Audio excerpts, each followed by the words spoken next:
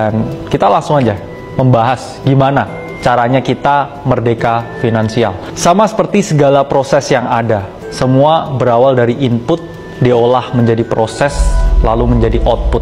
Kalau kita di sini ngomongin outputnya adalah merdeka finansial, berarti pertama kita harus bedah dulu inputnya apa. Inputnya di sini ya kita harus memiliki uang.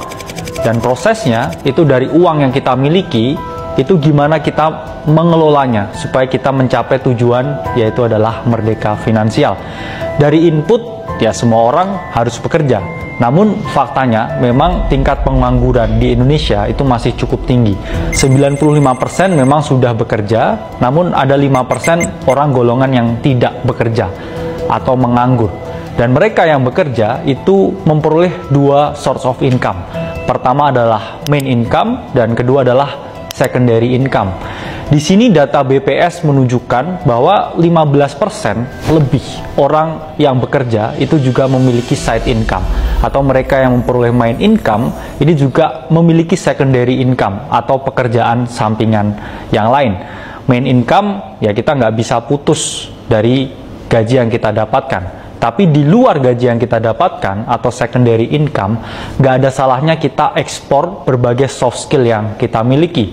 Kita bisa menjadi seorang freelancer, kita bisa menjadi seorang trader, kita bisa menjadi seorang investor, atau pekerjaan-pekerjaan lain, bahkan influencer, untuk menambah kita punya main income. Lalu selanjutnya, kalau kita udah settle dengan main income kita juga udah punya dana tambahan dari secondary income kita masuk ke proses yang pertama. Apa itu proses pertama untuk mencapai merdeka finansial? Kita ada yang namanya tangga, dan step pertama yang harus kita lakukan di situ adalah minimal memiliki tabungan atau rekening di bank itu 10 juta.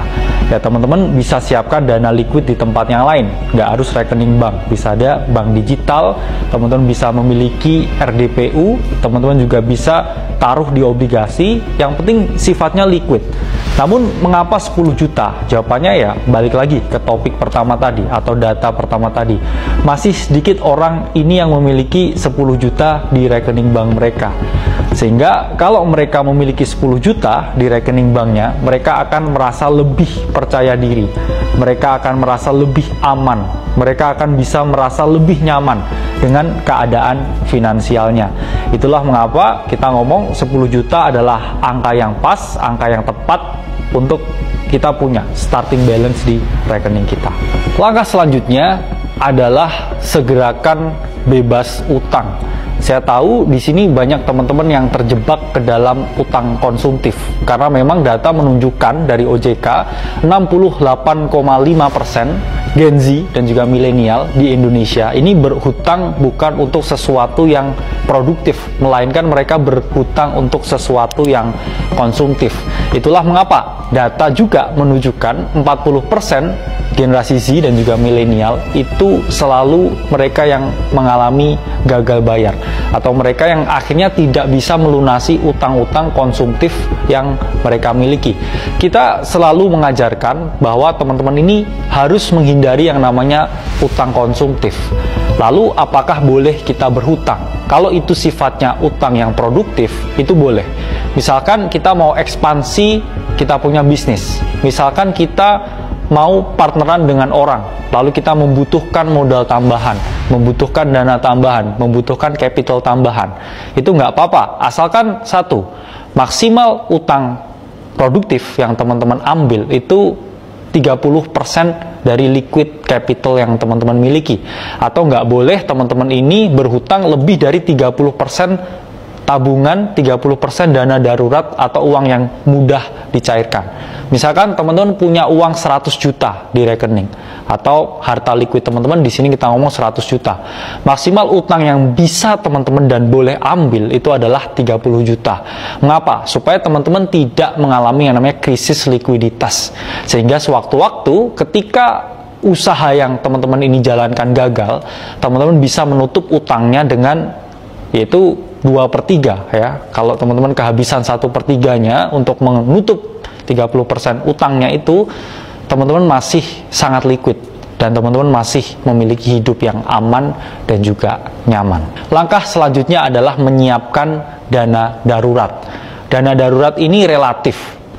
Kenapa saya ngomongnya relatif? Biasanya di kota-kota besar seperti Jakarta, teman-teman ini harus menyiapkan dana darurat yang lebih banyak. Mengapa?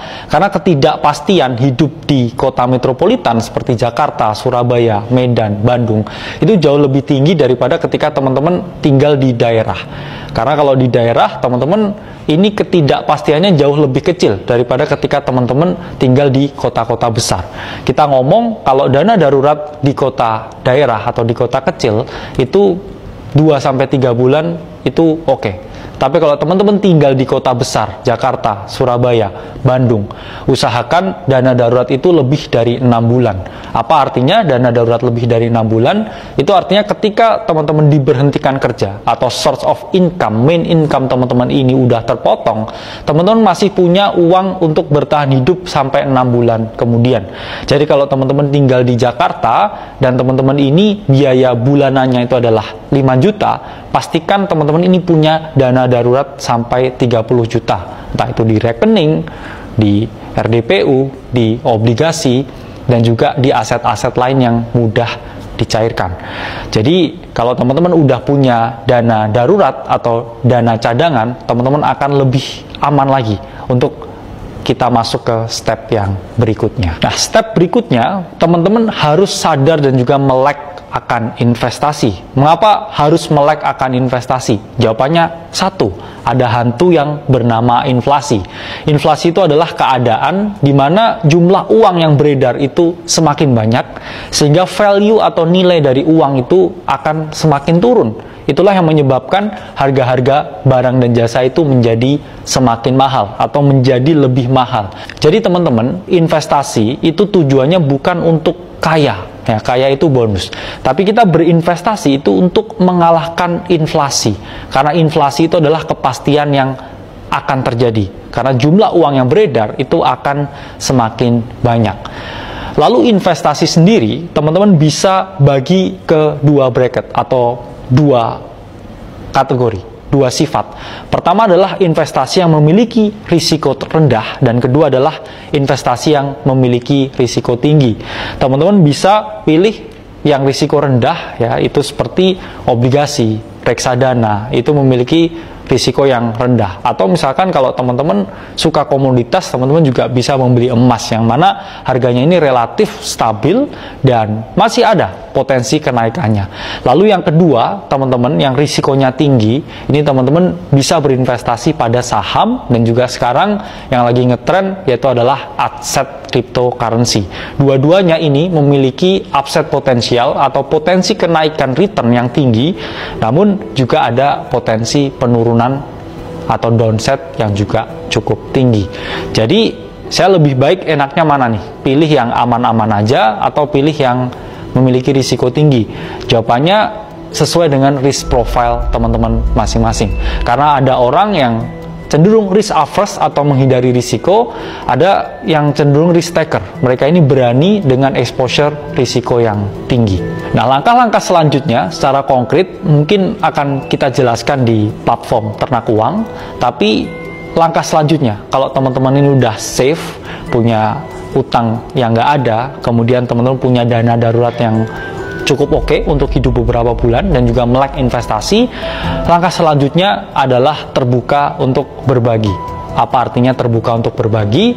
Teman-teman harus sadari bahwa ketika teman-teman udah lewat di beberapa step tersebut, teman-teman ini jauh lebih merdeka dan keadaan finansialnya ini jauh lebih oke daripada 80-70% orang di dunia atau orang di Indonesia ini. Jadi ketika teman-teman udah di tahap yang aman, di tahap yang nyaman, tidak ada salahnya untuk berbagi kebahagiaan ke orang lain. Karena teman-teman harus paham, ketika semakin banyak orang yang kita tolong atau kita bisa berbagi rezeki, berbagi kebahagiaan ke orang lain, maka dari itu misi utama ini akan tercapai. Sehingga di Indonesia ini banyak orang, banyak warga, banyak pemuda yang tidak hanya melek akan literasi finansial, tapi mereka juga bisa merdeka finansial.